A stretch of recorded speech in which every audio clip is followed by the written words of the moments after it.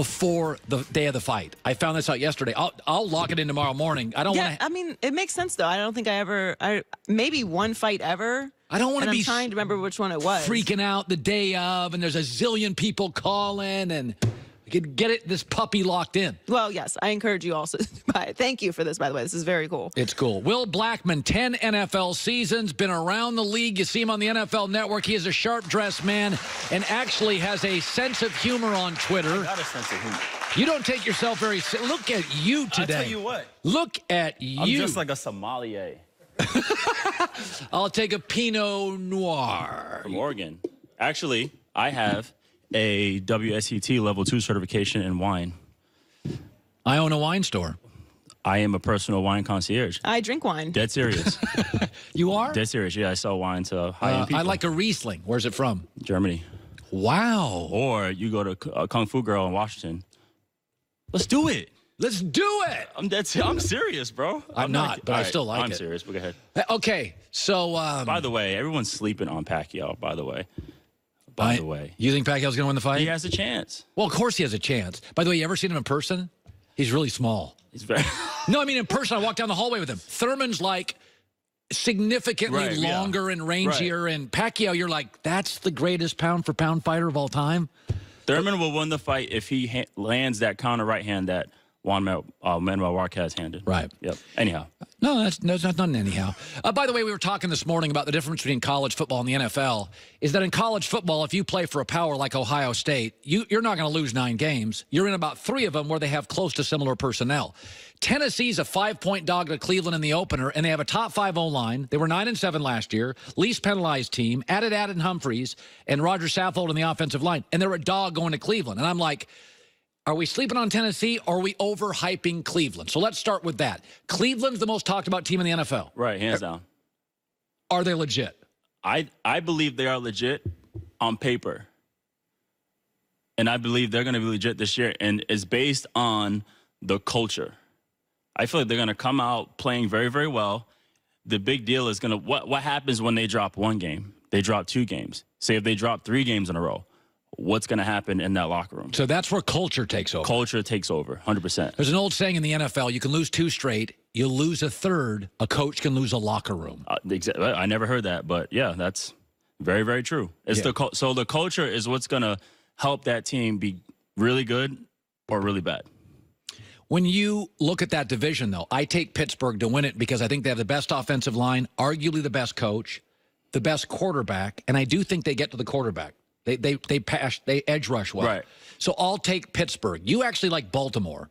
I like Baltimore just because of what DeCosta did in the offseason. He added Earl Thomas once Cleveland added Odell. I feel like that secondary is built to defend Cleveland. Defeat Cleveland, By the way, they also upgraded their running back situation. Right, get Ingram. There's a couple teams in the NFL. Chicago's one and Baltimore's the other. Tennessee may be the third. You can tell they're going to go a little old school.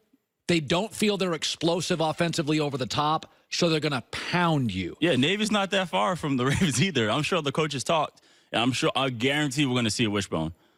I promise we'll see a wishbone with the Ravens. But their success is going to be based off what Lamar Jackson does this year. That's what I see. That's what I see.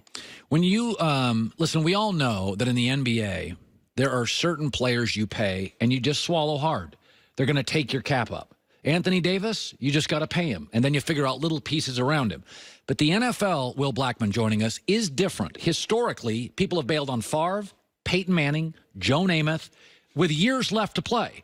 That's the NFL. You let go of really good players because outside of quarterback, very few players are worth even half a point in terms of what Vegas does the odds. I know Zeke is great, right? But 100%. Why doesn't the offensive line for Dallas get half the credit? By the way, DeMarco Murray, 13 touchdowns, 1,500 yards behind that O-line. What happened to DeMarco when he left? Is Zeke just that special? I believe Darren McFadden ran for 1,000 yards too. Yeah, and by the way, at the time, he was considered a shot fighter. Why do you, when you look at Zeke, do you just think can't trade him? I think you do pay him. I think he's worth being paid. But if I was Zeke, I wouldn't hold out. I would take whatever they're going to pay I wouldn't hold out because he is, based on everything that's going around with him outside of football, he is tradable. You know, I still have him top 3 running backs. You know, I have him right now, the top guy going in this year. We're going to see what Le'Veon Bell does, and I think by the end of the year, Saquon will be the leading rusher this year. I believe he's just... Giants have upgraded their O-line. They have upgraded, yeah. They have. They've done actually, last 2 years, they've done a good job to upgrade. And then year 2 with the guys they got last year, I think it's going to be a massive improvement. But, yeah, I like Saquon. But, yeah, I think Zeke, he's that good. You know, just playing against him, he is that good. He's big body, extremely hard to tackle. He was a hurdler, all-state hurdler in high school. You know, so he can hit the home run. He can run, you know, really good out the backfield. Overall, he is the complete running back and really good pass protection. That's the one thing that's hard to find, too, in a guy who can run the ball, receive the ball, and also protect the quarterback, and he's good at that as well. He is immature. His father acknowledged when he came into the league, the quote was, "My son's not ready to be some American football star yet. He's a fun kid. He wants to be around fun people." His dad said that. Right. And to some degree, his dad's been, we had the Mardi Gras, we've had the Vegas thing, we've had some incidents. You've been in NFL locker rooms for a decade. Go back to your career, and the young, immature guy, does the green light go on, or are they always immature? Have you seen guys literally change from immature to mature? Yeah, sometimes it took for a player to go somewhere else to learn. So I'll mention a guy. When I was in Seattle, there was a player, safety, Winston guy. Winston guy had dreads, and measurable, 6'2", 215. He could run. He can cover the field. He can tackle. He can do all the things well. And I think just mentally, he just wasn't ready yet. And I'm like, man, you're behind Earl and Cam Chancellor. I mean, what a great place to learn, you know? So I ended up going to Jacksonville. He ended up coming to Jacksonville as well after he got released. And he was what Coach Gus Bradley. Gus Bradley knew him. That's kind of how it is. You know a guy, you bring him in. And he got another opportunity, and I think once he got the starting job, just didn't know how to handle it because he didn't prepare himself in terms of how to be more mature about it. And then he eventually went to the Colts. And then when he went to the Colts, he, cut his dreads off, became a father, and just understood, like, hey, I need to take advantage of my opportunity. So he grew up once he went, to a couple of teams. So, yeah, I seen that, just to name him, for example, because I was really close to him, and I seen him go through the maturation process. When you came into the league, now you're a wine sommelier, were you ready to go maturity-wise? Absolutely not. Absolutely not. You weren't? I was not. It's funny you mentioned that. On the way here, I was thinking, I was like, okay, we always find things off the cuff. And the two things that's hard for an NFL player is your transition into the league and your transition out of the league. And I've gone through both. Transition into the league, we were talking at the barbershop the other day, is like, hey, this guy, you have no responsibility in college. And then all of a sudden you become a professional athlete. You have to buy a house, buy a car. You have bills. You have all these things you got to take care of. You're like, dude, how do I do? I never did this in college. Right. There's no, unless you're a finance major, there's no course for that. And then transition out of the league, I played football from 6 years old to 34. My whole life was scheduled out for me. My whole life.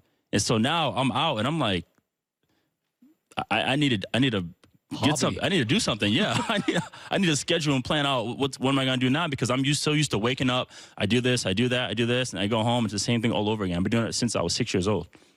That's fascinating. It's crazy. It is crazy. Will Blackmon, wine sommelier. I was saying, I think it's amazing. No, studying to be one. Yeah.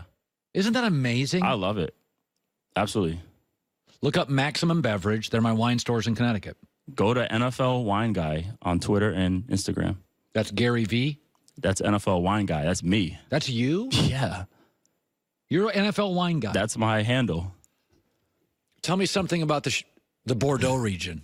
The Bordeaux? Well, you got Merlot on the right bank. You got Cab on the left bank. We just had something from Trapelong Mondot from the right bank, Saint-Emilion. And he brought his wine. It was 85% Merlot, 5% Cab, and 2% Cab, 3% Cab Franc, I believe it was. And it was good. It was awesome. I'm thinking of having a Pinot Gris. What does it go well with? It's light. Actually, what's interesting is Pinot Grigio, Pinot Gris, they're all kind of the same. Pinot Gris is gray. That's the word for it. So you can have that with any kind of like whitefish or whatever it is. It's very good. I got you, man. I do this. Joy. You do this. It really does. You guys discuss them, and I'll just try them. Okay, Yeah. his name is Will Blackmon. He actually has a sense of humor. I love your life story. I really like it a lot. I like your life I appreciate it. No, I like it. You have things to say. You're interesting. You know, you're a guy that I can tell without knowing you that well, you think about stuff. Yeah. Because whenever I ask you questions, you have thought You about. see my eyebrows already? Yeah, Is you that what get it is? like I'm like, oh, when you drive in your car, you may listen to music, or sometimes you just think. Yeah, I do. Yep. You're a thinker. Especially coming here, I don't. It's unpredictable when I come here to hang out with you guys. So I know you're gonna. I'm just ready. You gotta be ready. I pay attention to the world. You do. Wine sommelier. It's so good to see you. Yeah, you too. Are you a Napa guy? I've gone to it. Napa's cool. I like old world. That's kind of my vibe. Like Italy. Old world is Europe. Yeah. You like old world. Yeah. My thing is like Chablis. People don't understand that champagne's named Champagne because it comes from the champagne can only be called champagne if it's made in Champagne, France. Thank you. Otherwise, it's called sparkling. There's other names, but it's sparkling wine. Prosecco. Prosecco, Cava, Moscato. Look at this guy. Cremant. What the hell? What's Cremant. going on here? NFL at NFL Wine Guys, my new handle. I talk about wine only because I talk about wine on my regular handle, and people are like, yeah, you know, I just drank it. I don't really care. So I'm like, no one appreciates it here. Let me create NFL Wine Guy. This guy appreciates it. Okay, well, we'll follow it, and couple then of thinkers. And then all those professional athletes out there that are looking to buy wine, I am your guy. I'm being serious about that. That's what I do. Good seeing you, Joy, with the news.